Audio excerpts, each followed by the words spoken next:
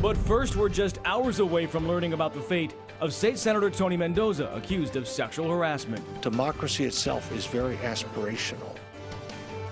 And that's where we start. A lawmaker under fire as a committee discussed disciplinary actions. Good evening. Thanks for joining us. I'm Tony Lopez. And I'm Christina Janes. State Senator Tony Mendoza was supposed to be at the Capitol today, but never showed up and instead sent a letter describing his position. Now, we learned more about some of the key findings of the independent legal team conducting the investigation just yesterday. The incidents range from 2007 to 2017. They found it is likely that Mendoza flirted and had unwanted sexually suggestive conversations with a woman at an event in Hawaii in 2007. They also found in 2008 Mendoza likely offered alcohol to a 19-year-old and engaged in unwanted sexual behavior on an overnight trip. And in 2017, the investigation found Mendoza likely flirted and had unwanted sexually suggestive conversations with a Senate fellow, including suggestions that the two go to dinner or a movie. Mendoza hasn't commented on these findings until now. CBS 13's Lamore Abrams has Mendoza's letter and joins us now with what lawmakers are and are not saying tonight. Lamore? Well, Christina and Tony, those findings that you talked about may be the talk of the Capitol today, but lawmakers here are staying very quiet about how they plan to move forward.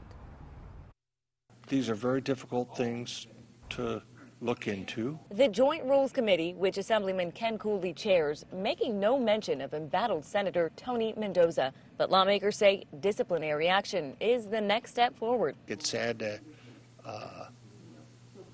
have the failings of people brought out in such a public way. Senator Mendoza has also made public his own concerns over his right to due process. In this letter to his Senate colleagues, Mendoza says he's not seen the final report uncovering details into his alleged misconduct. He also says he isn't allowed to attend the Senate hearing that determines whether he's to be censured, suspended, or expelled. Lawmakers say the facts are out. According to outside attorneys, the senator likely engaged in unwanted flirtatious or sexually suggestive behavior with 6 women he worked with.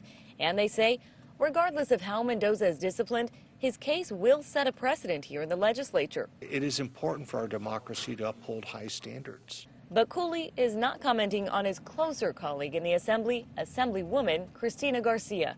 The vocal Me Too advocate remains on a temporary leave of absence pending an investigation into claims she groped one staffer and played spin the bottle with another, claims she denies.